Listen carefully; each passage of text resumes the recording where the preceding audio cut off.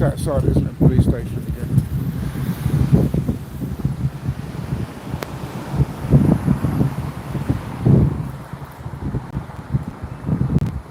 I've walked out because the lady that come to see me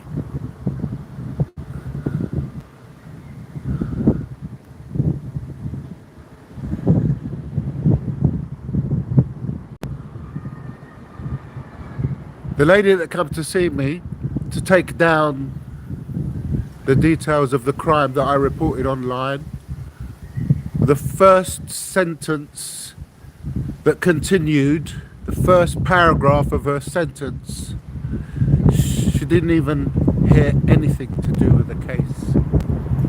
She says, you don't have to be rude. So I said to her, if you conclude me like that, then I don't have to deal with this now. I'll come back another time. So I got out and walked out. Yeah? They sit down and read your fucking report. And they send you a black person because they employed that black person deliberately in that position because she's black. Not because of the qualifications, the skills that she's got. They send them and they tell them what to say, and they look up your history that they've smothered with their fuckeries of bullshit. And I'm pissed off because I tried to come over and report this crime, and I knew that I didn't want to come and get it because I knew that they were going to be cunts. And this one here just proved to be one. I'm going to come back again. I'm going to document it, and my little issue is me having to pause it at moments where I'm giving out personal information, and me trying to gauge at what point she's trying to fucking stitch me up, or whoever is going to take my report, by mentioning confidential information while I'm recording live. So even if I say to her, I'm recording live, do not mention confidential information, they're going to fucking do it and stitch you up, even though that they'll be implicated. Even the police have their own forensic service. But how can you ask a police officer to investigate a crime? He's trying to portray himself as friendly because he can see me. Because he can see me in. He can see me there. See him? Oh, I tried to capture him. He just come out of that van. And if I wasn't recording, he wouldn't have said hello. So I'm here to analyse and debunk that very couple of seconds that happened just as I'm recording live. And if you stay here long enough, right, you'll see all these sorts of interesting people walking past. All these vehicles, they're all like audio and recording currently. They're all live, all this equipment here. I've got nothing to fucking hide anyway. Just something I noticed over there. When you see these cranes, it means the business is booming. And I've seen quite a few of them up recently. So there's this little police station.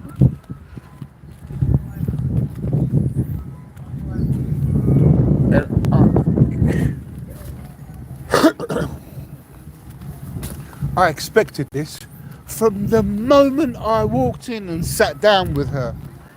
And she asked me for a crime number, and I wrote down the details because I didn't have it on me at the time.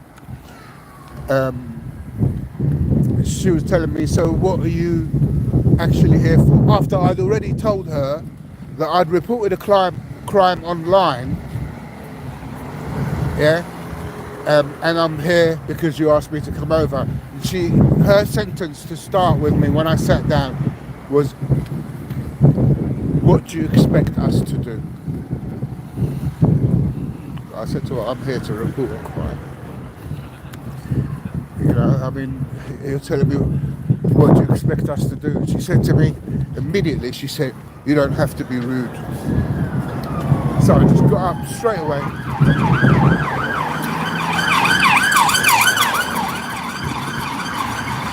got up straight away.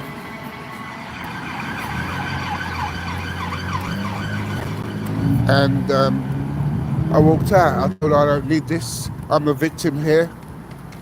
And I should be entitled to a copy of that audio there in that police cell, in there with the police, that little couple of moments there. Immediately she comes out with, you don't have to be rude. Fuck off. This is rude. This is the definition of rude. Me saying fuck off. This is my accent. This is my Cockney culture. But I never used words of profanity. I used them here to demonstrate the difference. So there's a block. There's a block. Do you see there's a block in dealing with something through process and procedure?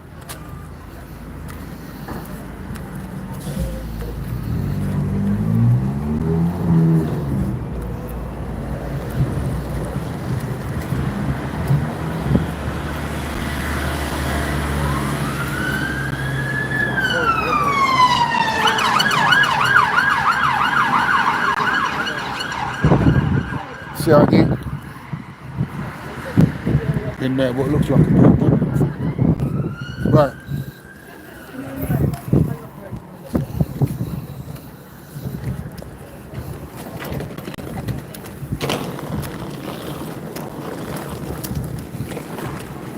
Oops.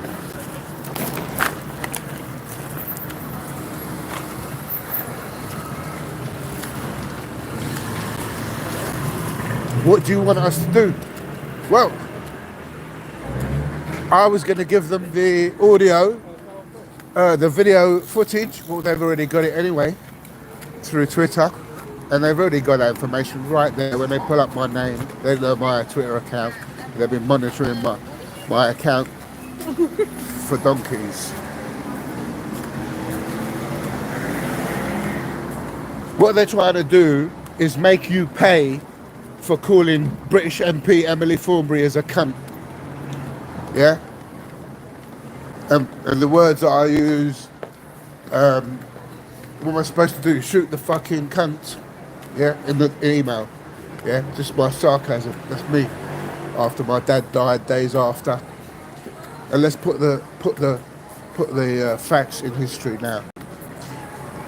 MP Emily Thornberry populates that her granddad died, or what her granddad from the father's side or mother's side died, or whatever it is. Yeah. Apparently he was died old age. I don't know. I don't know. I don't care. Like she doesn't care. But I made a comment, and that I was asking her to help me so that I can actually go and see my granny before she died. When I found out MP Emily Thornberry, the Jewish MP Emily Thornberry's grandparent died, I made a comment. I said something like, this is karma. My gran died, yeah, and I couldn't get to go out and see her because the issues weren't resolved. From that day onwards, all of a sudden, one day I meet Boris Johnson coming home from a food bank.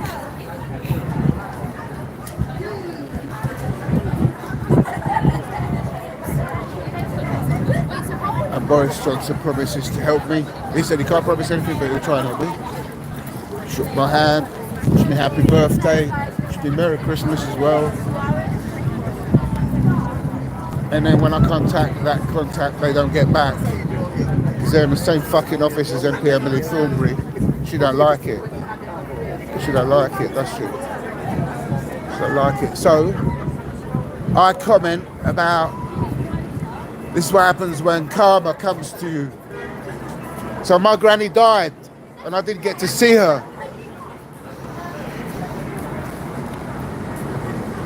And whatever I was due because I got it. But it could have happened sooner. But now, why should a Jewish MP want to help a fucking Muslim? Eh? Why? Eh? Because that's the fucking type of people that we're confronted with. Yeah? because I'm saying it, because I'm telling you, the public, do what my lawyer told me, telling you, the public, members of the public.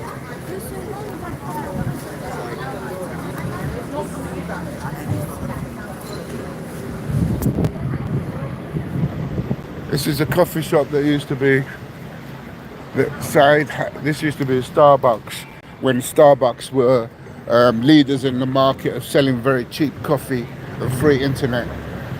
See, they knew how to pull in the customs. This is the coffee shop where it was alleged that a man came up to me and basically, I mentioned it in my previous podcast, he was trying to promote opening a new political party in Lebanon, and he was asking me whether I would actually consider living in Lebanon. But there was all sorts of people that were approaching me mysteriously and talking to me that I've spoken about, some I haven't spoken about. And then all of a sudden, the political parties in Lebanon, independent voices started coming up in Lebanon, like several months down the line. I'm not really interested in that to talk about it right now.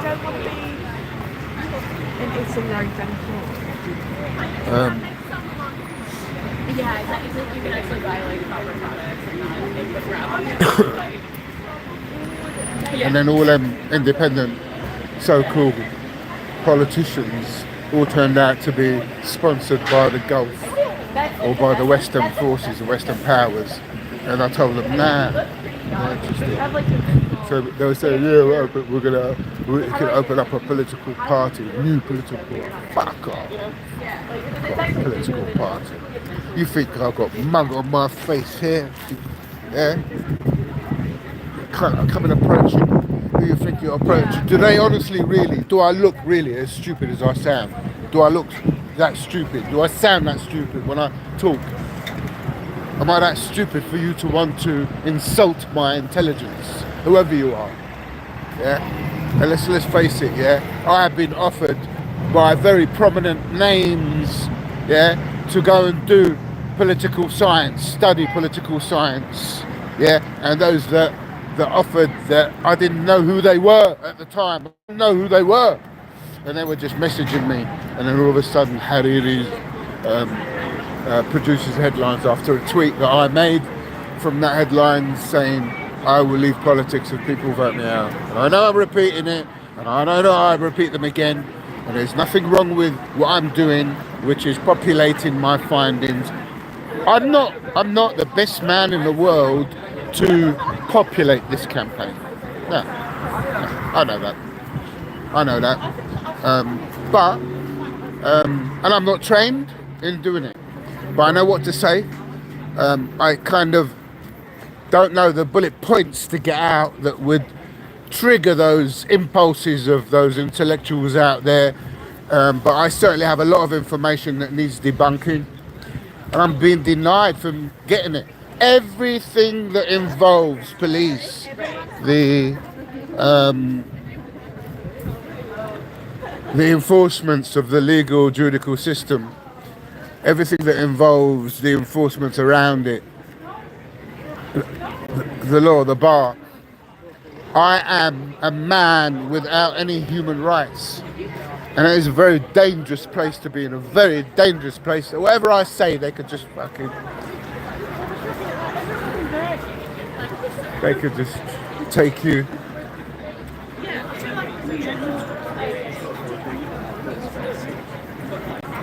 And then you wouldn't get anything updates. My family wouldn't know what the fuck to do. Yeah, as they've proven the case. And that's it, it'll be history. But I won't kill myself. I've made that absolutely clear. And I'm not here to do anything stupid, although I am being pushed. Yeah, and I can see these psyops and black ops that they're pushing. I see them. I know what I'm talking about. I'm not stupid. I know what I'm talking about. I can see what's going on around me.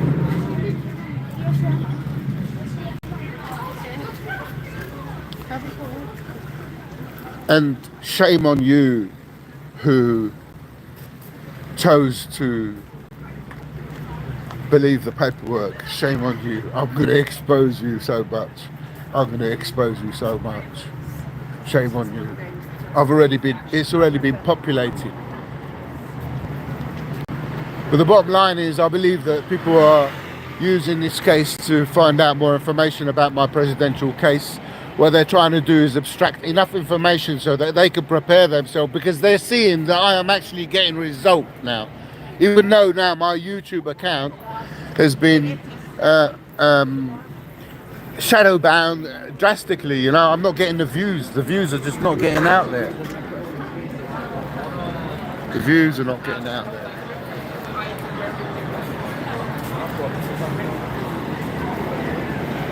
We are in the heart of Islington, where it's one of the top 10 highest Jewish communities in England, where the most prime ministers who lived in Islington became prime ministers, generating from here. So, but you're not allowed to say, I believe King Robbo was killed by Jewish power. And then when someone very significant like Mark Young, Saudi Bodyguard, who's written a book called Saudi Bodyguard, look it up, DMs me and messages me. And Chris Dorsey, the former press commentator of TV, sees those DMs and sees even one DM which was in Arabic. And that one DM that was in Arabic was in an Arabic written account that he confessed to owning that account in Arabic. And I'd already interacted with that account in Arabic.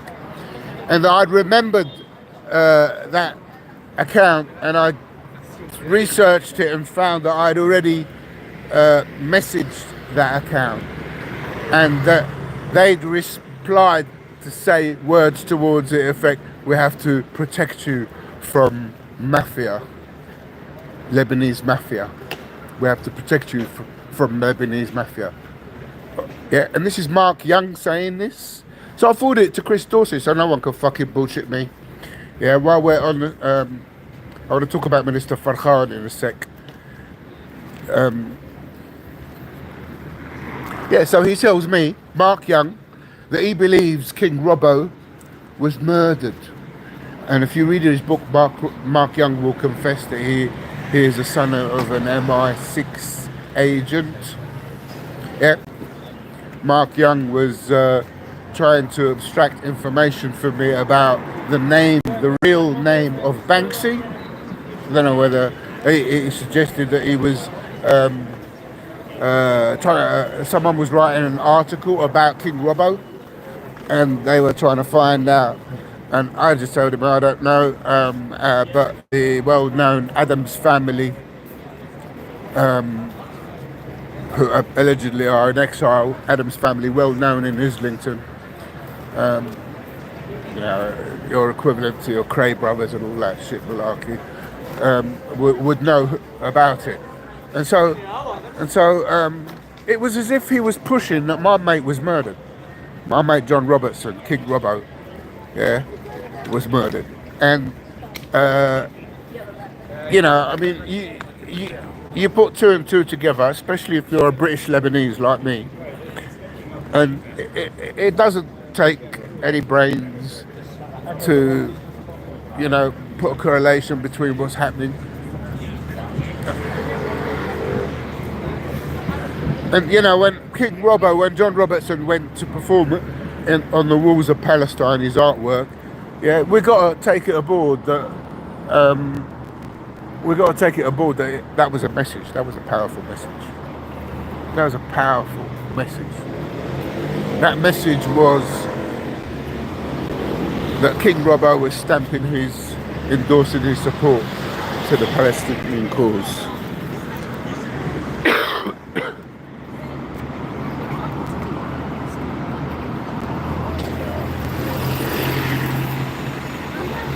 So today I DM'd a friend of the family who's connected to the alleged people that I'm supposed to be protected from, allegedly. I'm relaying to you what I've been told. And I CC'd that company that they're in. And I also CC'd Michel Sleiman, the former Prime Minister, and I CC'd Said Hariri, and I CC'd Ambassador Walid Haidar and Ambassador Rami Mortada. And I DM'd them among a politician and forwarded my correspondences today after trying to deal with my case and hitting dead ends. So dead ends meaning the courts are not giving me the answers to the questions that I've asked. They're not providing me the information that I'm entitled to. I've done it face to face, I've done it on email, I've done it on phone as well, I've left messages, and they're just simply not responding. They're just not getting back to me.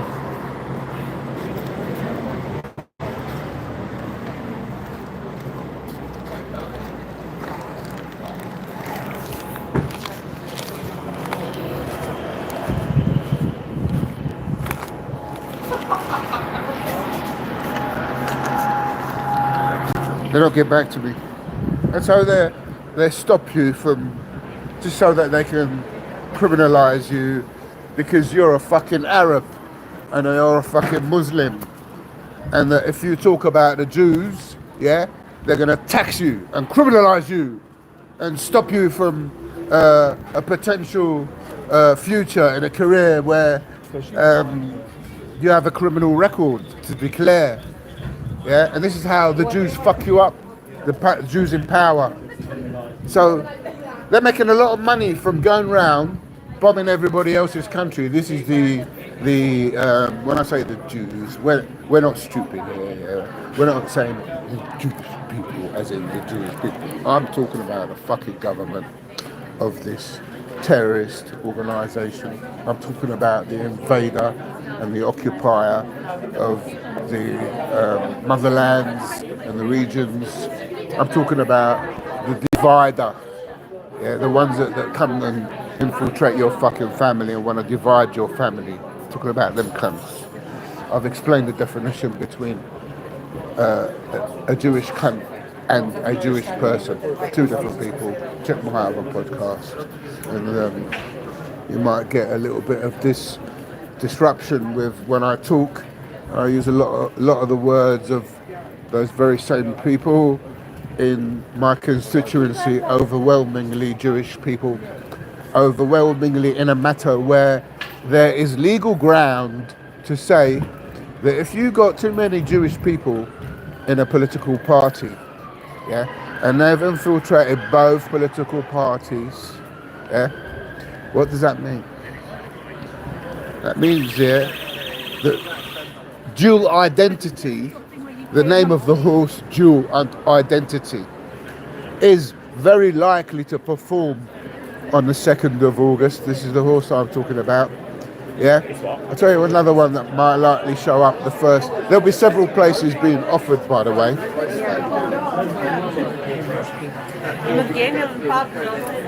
There'll be several places being offered, by the way. People looking at me. Yeah, several places. One of them is rebel territory. Yeah. So that's currently one, about 13-1. Rebel identity is coming. Dual identity is coming right down in price. It was about 28-1 when I first tweeted it out. It's gone down. What else? There's a couple of others that I noticed that I can't think of right now. Remember, I mentioned Pisanello. I tipped that one to one of Andrew Tate's mates. You know that one? I can't remember his face. It's not important anyway. So he proved to me that he's a bad sport because he complained to me because he backed it. Yeah, the Pisanello or Pistolet, I can't remember what it is. I think it was that one. He backed it, and then he DMs me to complain. Rory, his name is, DMs me to complain. Fuck off. I don't teach you whether to do a left or a right or go forward or backwards. You do what you do. I debunk the gambling sector using black operation, psychological operation, and neuro-linguistical practitioners. I use those formulas and I present to the public all these selections.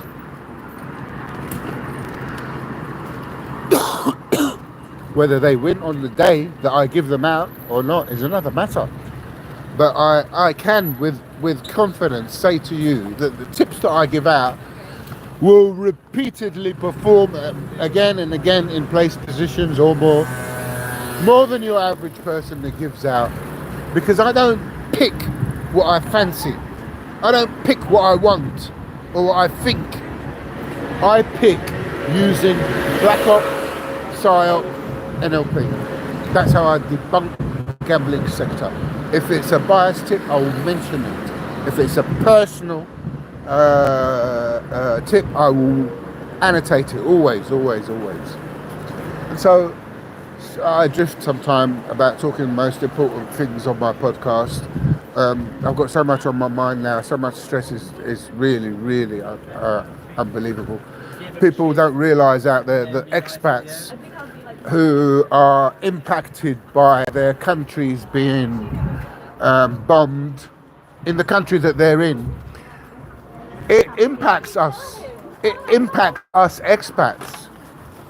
You know, Lebanon's only a 4,000 odd square mile piece of land.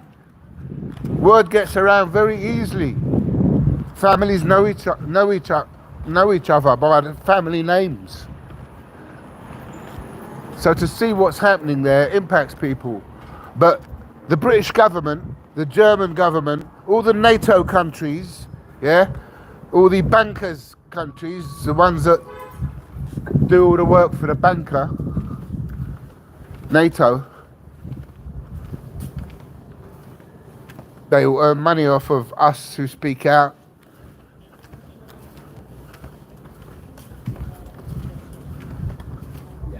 Do you know why? One of the reasons why they say, I'm going to give you some information here that's important.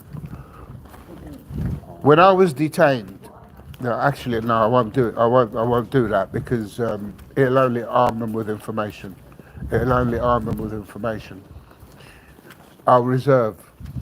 I'm forced to do what I'm doing now. I do not want to come here on this shit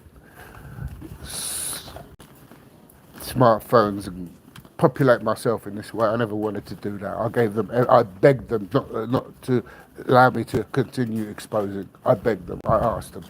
I wrote it down in capitals. I wrote it down in small writing. But when you're ignored, yeah. All I can say is, if I was a fucking Maronite, or if I was a Jew, a fucking Jew, or if I was son of a politician, or even relative, distant fucking relative, I would have been helped by now. But my dad is dead, and all I got is my mum right now in a highly volatile area, and I'm dealing with racist police officers who are there to want to teach me a lesson for calling British MP Emily Thornberry a cunt. She's backing it, obviously. That's the way I see it. Yeah, she knows what's going on. Keir Starmer was the prosecution, so he has absolute control about the legal system. And don't tell me that that what I'm saying isn't thereabout. Don't tell me that. I know what I'm saying.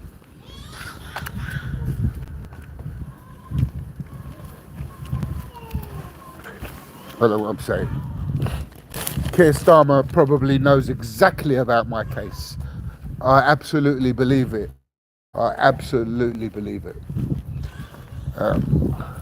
And the whole of Islington Labour know about my case. I've made it popular, and now they're trying to shut me down. They're trying to ridicule me even more.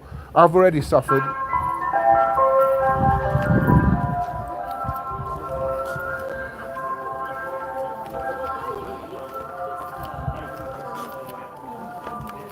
Oh no, I looked at the ferries and everything, and there was Every expat in Lebanon now, every British Lebanese expat or dual national now, is a walking hostage. I believe some kind of psyops are going to come up. We're still going to be drummed. It's going to be drummed into Lebanon. The drums of war. Lebanon is going to be used as a platform to fight the bigger fish out there.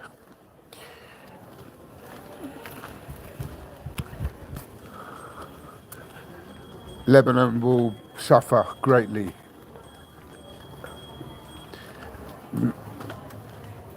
From now until well after the elections. Well after the elections.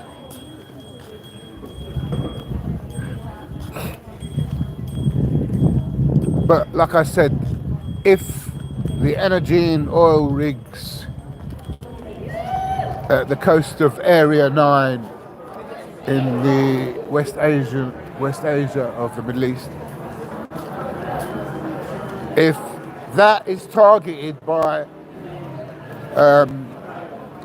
Israel, yeah, if that rig is targeted by Israel and then blame it on Hezbollah, that is a possible conclusion. They will use it. It's a view that I can see happen.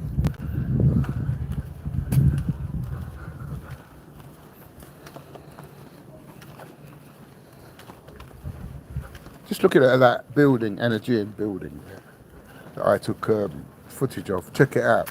Had some high views on it. What a piece of dump. So maybe that was just a company that was formed for now, populated, and then another company, and then it will just transform into another company somewhere else in a different building. I don't know. Speculating. Anyway, left it a bit long. Bid you a good day.